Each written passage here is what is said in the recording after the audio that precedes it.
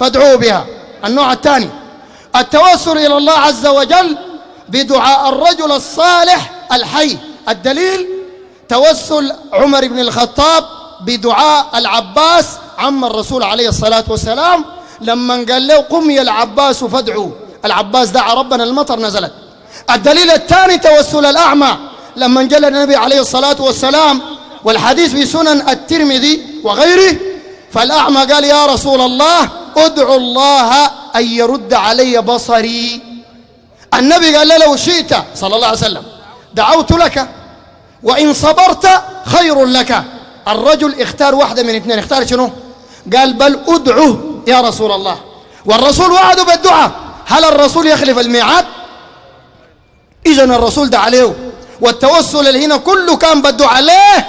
لأن الرسول وعده بالدعاء، والرسول صلى الله عليه وسلم لا يخلف الميعاد. اثنين، لأنه الأعمى جاء من بيته وقال يا رسول الله ادعو الله أن يرد علي بصري، ادعو الله، ادعو الله أن يرد علي شنو يا جماعة؟ بصري. الرسول دعا له بعد ذاك. ده الموضوع. التوسل بغير الله زي هو مفهوم الصوفية دعاء غير الله ده كفر، دعاء غير الله شرك كفر. ربنا قال وأن المساجد لله فلا تدعوا مع الله أحدا. بعدين ربنا خاطب النوع ده يا حميد، الناس اللي بدعوا غير الله ديل، ما جيت أصلت لك الكلام ده أسع. ربنا قال قل أرأيتم ما تدعون من دون الله، يعني قاعد تدعون ديل البرعي وغيرهم. ربنا قال أروني ماذا خلقوا من الأرض، ورونا يا حميدة ماذا خلقوا من الأرض. الصوفية بتاعينا الديل والله داير لك الخير، والله الذي لا إله غيره. حتى لو كان كلامنا حار بالنسبة لك أو للصوفية المعاك داير لكم الخير، لأنه مرات العملية بتاعت الطبيب بتكون بمشرط عشان تشفى وتهتدي وتمشي في صراط الله المستقيم. ربنا قال أروني ماذا خلقوا من الأرض، ورونا ماذا خلقوا من الأرض. ربنا قال أم لهم شرك في السماوات. قال تعالى ايتوني بكتاب من قبل هذا أو أثارة من علم. جيب دليل إنه يجوز ندعو غير الله، أو أثارة من علم إن كنتم صادقين. بعدها طوالي ربنا قال ومن أضل ممن يدعو من دون الله من لا يستجيب له إلى يوم القيامة وهم عن دعائهم غافلون وإذا حشر الناس كانوا لهم أعداء وكانوا بعبادتهم كافرين. بعدها قال حميدة النقطة اللي بعدها قال المجاز في القرآن كذبته. ليه؟ أهل اللغة العربية، والكلام ده موجود في كتاب ثالثة ثانوي المغرر القديم، بس نديك من المدرسة ولا نمشي لك ألفية ابن مالك والعدد ما قدرك. المدرسة بس، المدرسة في كتاب البلاغة اسمه الناطق في البلاغة، ممكن أجيبه لك إن شاء الله، بديك هدية. الناطق في البلاغة قال شنو؟ قال المجاز والحقيقة عكس بعض، فإن المجاز إرادة غير الحقيقة. القرآن حق ولا ما حق؟ والزول اللي بيقول القرآن ما حق ماله كافر. الزول اللي بيقول في مجاز في القرآن، كلمة مجاز عند أهل اللغة والمجاز قالوا المجاز هو إرادة غير الحقيقة. عشان كده أهل اللغة في الكتاب ده وفي غيره قالوا باب المجاز والحقيقة لأنه عكس بعض. المجاز هو إرادة غير الحقيقة، والقرآن كله حق. لو قلت القرآن فيه مجاز معناته قلت القرآن فيه حاجات غير حق. فهمت كلامي؟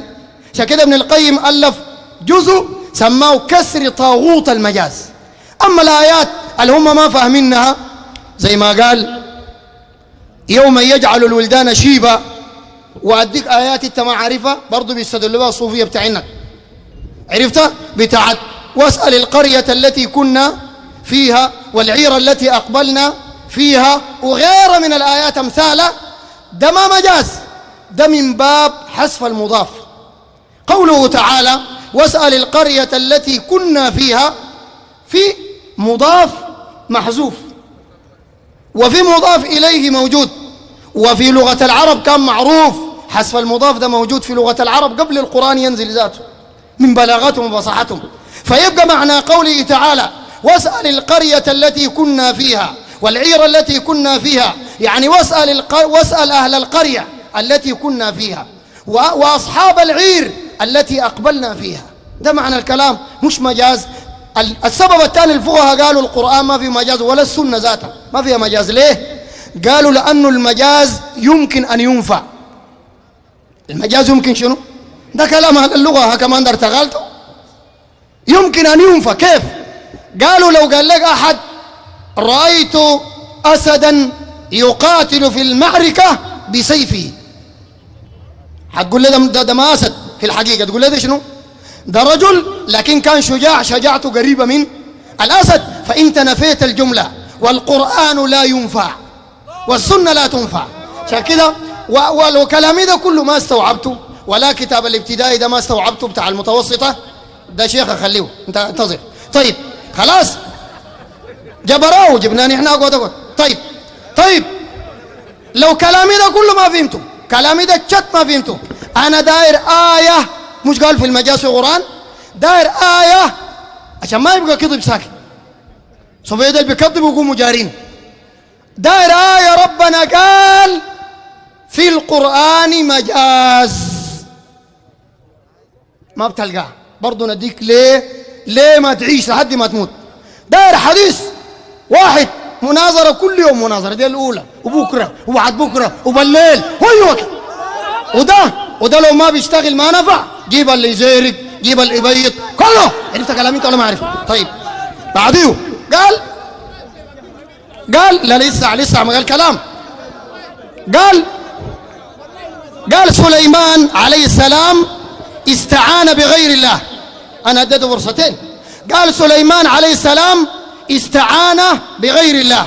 سبحان الله يا جماعة، الاستعانة بغير الله شرك. شاب اقعد، شاب يا أخي اقعد يا ناس، اقعد يا نبيل اقعد. طيب يا أخي أي زول داري جوط يا ناس اصبروا يا أخي، أي زول داري جوط خلوه أنا راضي. أي زول داري يخشنا بتنجم بإذن الله عز وجل. عرفت كلامي؟ خلوه بس. طيب الزول ده قال كلمة خطيرة، أخطر كلمة قالها حميد الصوفي ده، أخطر كلمة. بقى سليمان عليه السلام مشرك بالله ومسجلة. قال سليمان استعان بغير الله. طيب روى الترمذي بإسناد حسن من رواية أبي العباس عبد الله بن عباس رضي الله عنهما قال كنت خلف النبي صلى الله عليه وسلم يوما فقال يا غلام إني معلمك كلمات، وفي رواية أعلمك كلمات، وفي رواية يا غليم إني أعلمك كلمات. احفظ الله يحفظك، احفظ الله تجده تجاهك، إذا سألته فاسأل الله، وإذا استعنت فاستعن بالله، إلى آخر الحديث. عمادة الصوفي قال نبي الله سليمان استعان بغير الله. وربنا يقول في سورة الفاتحة الحافظنا جميع المسلمين، ربنا قال إياك نعبد وإياك نستعين. دار يطلع نبي الله سليمان مشرك، ودار يطلع ويستعين بغير الله زي حمادة ده وزي الصوفية، وده شرك وده كفر وده تكفير لنبي الله سليمان إن كان قاصد بالتكفير. أما إن كان قاصد به إنه الاستعانة بغير الله جائزة فقد قال تعالى إياك نعبد وإياك نستعين. وفي قوله تعالى إياك نستعين تقديم العامل. تعرف تقديم العامل؟ دي في اللغة العربية العالية، لأن تقديم العامل يفيد الحصر، فالاستعانة في الآية لا تجوز إلا بالله سبحانه وتعالى. ومن استعان بغير الله كافر، لأن ربنا قال إياك نعبد وإياك نستعين، والنبي قال لابن عباس إذا سألت فاسأل الله وإذا استعنت فاستعن بالله. قال اصبر ما ده نقاطك اصبر. قال اصبر يا زول ده نقاطك يا شيخ، أنا أديتك لما انتهيت اصبر، أنا أديتك فرصتين، أديته ولا ما أديته؟ أنا قاعد أرد على نقاط. قال إنه علموا الناس الغسل والوضوء. قال علموا الناس الغسل والوضوء. طيب نحتكم لكلام النبي عليه الصلاة والسلام في البخاري ومسلم أن النبي عليه الصلاة والسلام لما بعث معاذا إلى اليمن، يا أخي اقعد يا حسين يا أخي، قال لما بعث معاذا إلى اليمن، ما هو قال الغسل والوضوء، ونحن قلنا التوحيد قبل الغسل والوضوء، صح؟ نشوف الدليل، نشوف الدليل يا جماعة، نشوف كلامنا صح ولا كلام الصوفية صح. أن النبي صلى الله عليه وسلم لما بعث معاذا إلى اليمن قال إنك تأتي قوما أهل كتاب، وأهل الكتاب كانوا عارفين التوحيد لأنه نزل عليهم كتاب لكن حرفوه، فليكن أول ما تدعوهم إليه، هل قال الوضوء؟ هل قال الصلاة؟ نشوف الرسول قال شنو. أسكتوا كلكم اسمعوا كلام النبي عليه الصلاة والسلام. قال فليكن أول ما تدعوهم إليه إلى أن يوحدوا الله، رواية البخاري، إلى شهادة أن لا إله إلا الله وأن محمد رسول الله، رواية ثانية، فإنهم أجابوك لذلك للتوحيد فأعلمهم أن الله افترض عليهم 5 صلوات، 5 صلوات في اليوم والليلة. ده من السنة. نديك من القرآن إنه التوحيد والنهي عن الشرك قبل الوضوء والغسل. نديك الدليل، قال تعالى قل تعالوا أتل ما حرم ربكم عليكم، شنو؟ ترك الصلاة؟ لا، ألا تشركوا به شيئا. أديك تاني، قال تعالى واعبدوا الله ولا تشركوا به شيئا وبالوالدين إحسانا. قال تعالى عن بني إسرائيل وإذا أخذنا ميثاق بني إسرائيل لا تعبدون إلا الله وبالوالدين إحسانا. النقطة الأخيرة الذكرة، النقطة الأخيرة الذكرة، قال ده شيخ حميدة، طيب قال الوهابية، قال نحن وهابية، ده آخر نقطة هو بيركز عليها دائما في حلقته، نمسحها له مرة واحدة. طيب أول حاجة يا جماعة نحن ما إذا ده كلام البرود عليه، أنت ده الواحدة تعال خش فضل، احترم النازل. طيب ربنا سبحانه وتعالى قال ولا تكونوا من المشركين من الذين فرقوا دينهم وكانوا شيعا كل حزب بما لديهم فرحون. عرفت كلامي؟ طيب ربنا سبحانه وتعالى قال ده كلامه، الصوفي ده زعلان والصوفي الواحد ده زعلان، الناس كلها دار تسمع ما تعمل جوط، ده كلامك، اديتك فرصتين، اصبر، ما ده كلامك انا قاعد ارد. اصبر اهدى اصبر اي ما خلاص، ما ده كلامك يا شيخنا. اقعد يا صوفي، اقعد الله يهديك. ربنا قال إن الذين، أصبر يا أخي ده كلامك أنا قاعد أرد عليه، أصبر. بتقول فوق ده ما كلام. ربنا قال إن الذين فرقوا دينهم وكانوا شيعا لست منهم في شيء. يعني التفرقة ده الصوفية ده التجانية ده الأنصار سنة ده غيرهم، ده كله باطل. عرفت كلامي؟ ده كله باطل. جزاكم الله خير، بارك الله فيك يا أخواننا. في نقاط معينة أخونا مشكور ذكر الآيات وقرآن، ولا غبار على المقولة بالقرآن لأنه هو كلام الله حق. أول حاجة يا جماعة صلوا على النبي، يزيد النبي صلاة.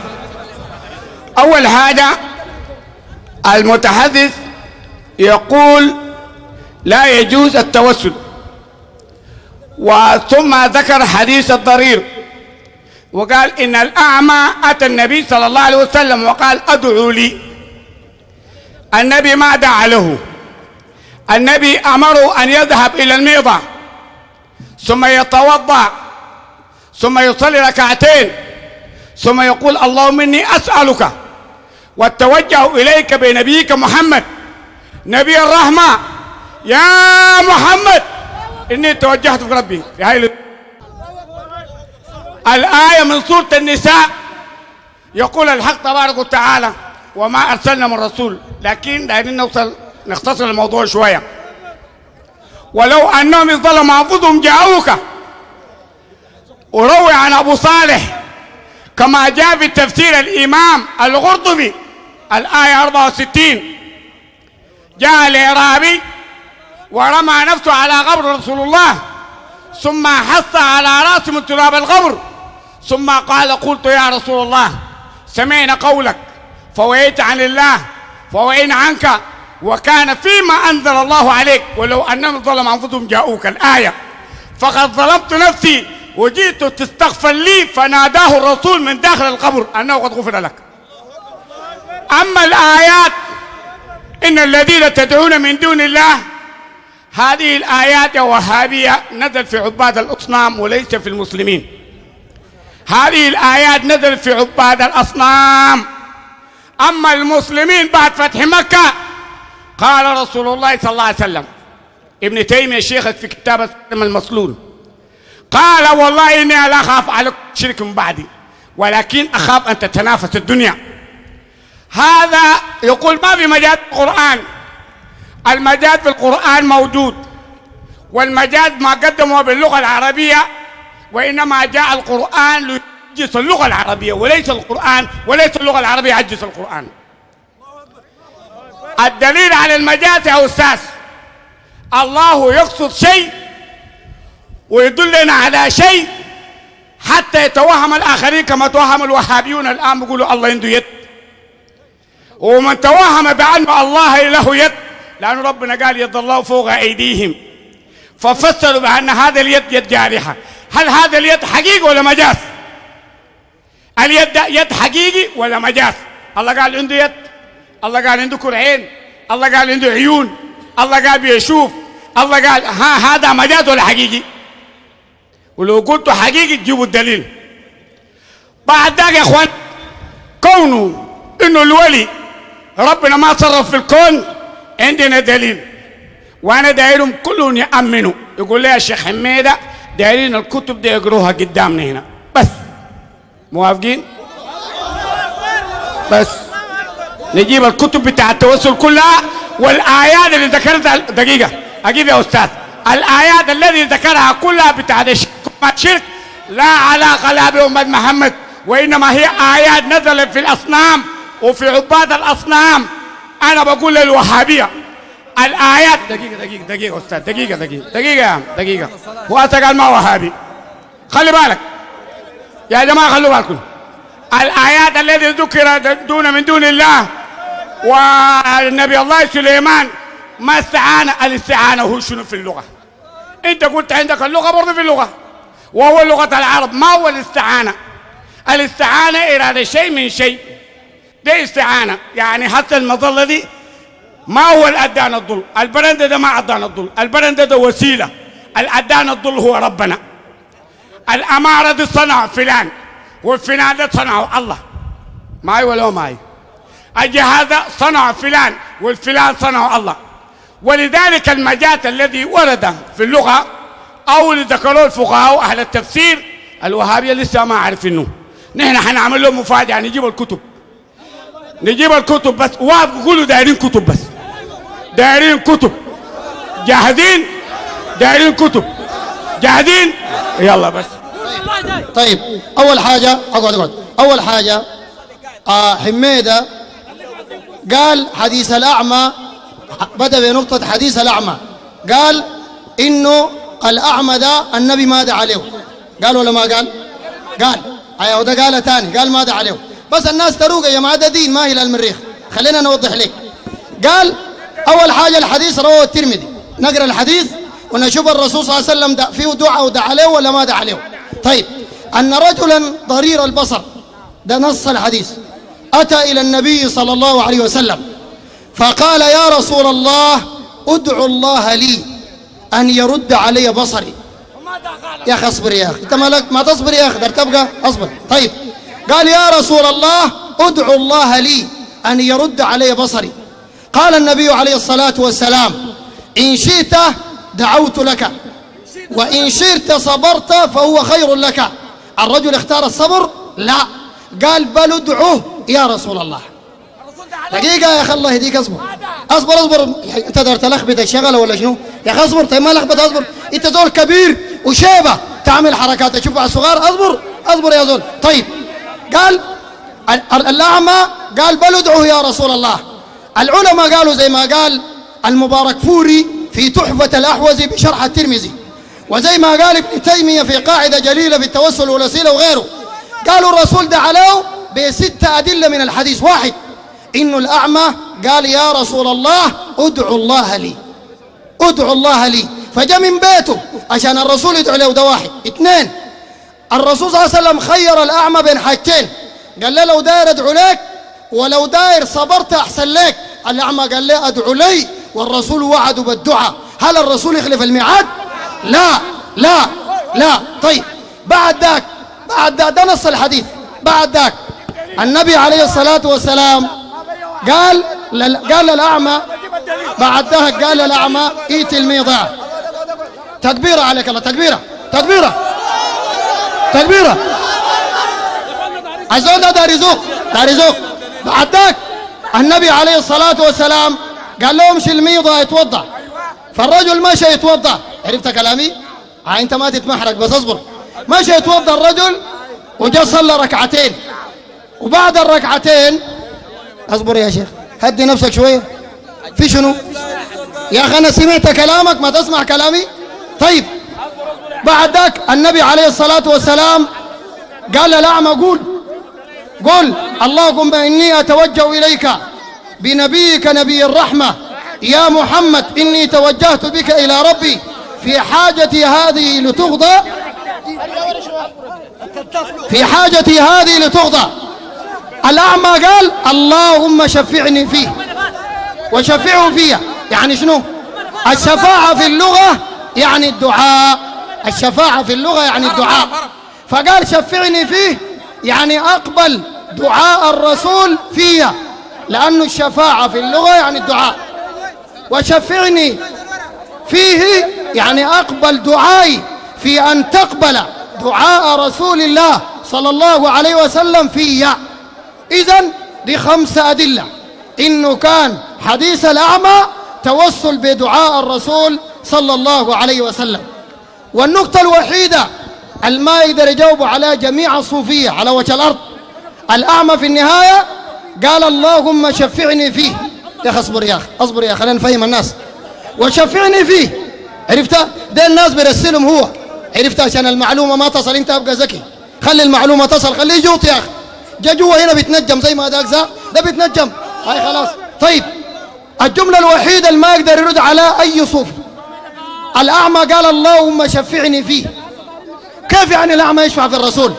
سؤال لأي صوفي، كيف الأعمى يشفع في الرسول؟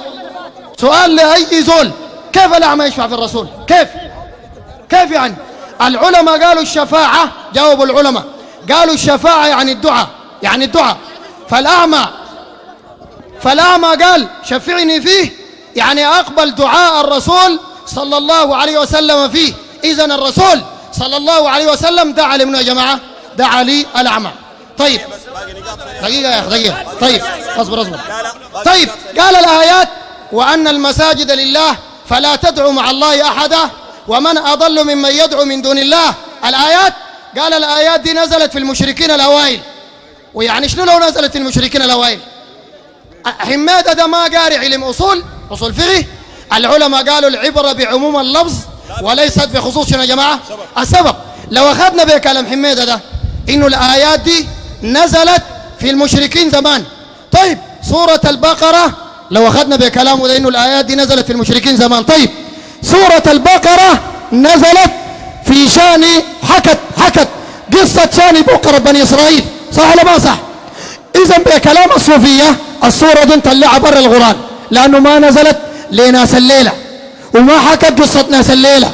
سورة آل عمران ابن كثير قال أكثر من 83 آية من صدر سورة آل عمران نزلت في الرد على أهل الكتاب، في الرد على اليهود، وفي الرد على النصارى. هل نطلعها برا؟ نحن مسلمين ما بتعنينا بحاجة، ما نقرأ في الصلاة، ما نقرأ في غيره. كلام ده كذب، لأنه العبرة بعموم اللفظ وليست بخصوص شنو يا جماعة؟ وليست بخصوص السبب. بعدين في آية دي جاوب عليها كيف؟ هو زاغ الآن شرد، لكن يقدر يجاوب عليها كيف؟ ربنا قال ومن أضل ممن يدعو من دون الله. دي من تفيد العموم، اسم موصول بمعنى الذي يفيد العموم. الله قال ومن أضل، أي زول، مشركين زمان، مشركين الليلة، مشركين قبل يوم القيامة. الله قال ومن أضل، ومن أضل، ما قال حقين زمان ولا حقين الليلة. ممن يدعو من دون الله من لا يستجيب له إلى يوم القيامة وهم عن دعائهم غافلون. الآية بعد ذلك قال الله عنده يد. قال نحن قلنا الله عنده يد وكراع. كراع دي جاب حميدة من راسه، أما جاب من راسه نحن ما قلنا ولا في القرآن موجود، كذاب. أما الله عنده يد، ربنا قال، نرجع للقرآن، ربنا قال بل يداه مبسوطتان. ربنا قال كده بل يداه مبسوطتان. الصوفية قالوا اليد يعني النعمة. طيب ربنا قال يداه، ويداه جات مثنى. يداه جاء شنو يا جماعة؟ مثنى اثنين. هل ربنا عنده نعمتين؟ نرجع للقرآن، ربنا قال وإن تعدوا نعمة الله لا تحصوها إن الإنسان لظلوم كفار. إذا بل يداه يعني يداه. طيب أثبتنا لله يدين زي ما الله قال، نحن ما قلنا. هل معناته شبهنا الله بالمخلوقين؟ لا. أديكم مثل من الواقع هنا. لو قلت أتيت إلى بيتك فأخذت يد الباب، يد باب البيت، أثبت للباب إنه عنده يد، صح ولا ما صح؟ صح ولا ما صح؟ طيب ولدك الصغير عنده يد، كونه قلت ولدك عنده يد وباب بيتك عنده يد، أثبت يد وأثبت يد، هل يلزم منهم المشابهة؟ إذن الإثبات لا يلزم المشابهة، لأنه ربنا قال ليس كمثله شيء وهو السميع البصير. قال رسول الله صلى الله عليه وسلم لله يدان. الرسول قال كده. هنقول الرسول كذاب؟ نقول الله كلامه كذب؟ الرسول صلى الله عليه وسلم قال لله يدان وكلتا يديه يمين. لكن بيشبه يد المخلوقين؟ لا، لأنه ربنا قال فلا تضربوا لله الأمثال. ربنا قال ولم يكن له كفوا أحد، وربنا قال ليس كمثله شيء وهو السميع البصير. طيب عشان كده نعيم بن حماد قال من وصف الله بما لم يصف به نفسه ولا رسوله فقد كفر، ومن أثبت ما أثبت الله لنفسه فقد أثبت، أو كما قال وليس فيما وصف الله به نفسه ولا رسوله صلى الله عليه وسلم تشبيه. عرفت كلامي؟ طيب ده كلامه كله اللي قاله، وما أظن عنده كلام ثاني. نحن اسمع يا زولوي، اسمع، موافقين لمناظرة مع حميدة. اسمع يا أخي، كيف يا أخي؟ مع البرعي، عرفت كلامي؟ مع محمد المنتصر الإزاري، مع أي صوفي تحت الأرض أو فوق الأرض. وده أردكم حاجة تتعلموها. الصوفي بيجي وبيغز واحد بجاي واحد بجاي، بيحاول نفرين بس، بيحاول يستفزوا الناس. لما انت كزول مؤمن او كزول سلفي مثلا تسيب لهم تجارة كده عملت لهم دايرينه، انت خليك زول ذكي. المحرقهم ما جوطتكم دي، المحرقهم الكتاب وسنة النبي عليه الصلاة والسلام، وإلا ما كان جرى الآن. وبكرة نحن راجعين نشوف البيجي منه. انت كلامي مناظرة موافقين، والصوفية في أي حتة قاعد يزوغ مننا بفضل الله عز وجل. عرفت كلامي؟ يصدقها ويجيب هنا ينجغم زي ما الليل ينجغم بفضل الله عز وجل. وصية القحطاني لله قولوا كل ما أنشدتم رحم الإله صداك يا قحطان.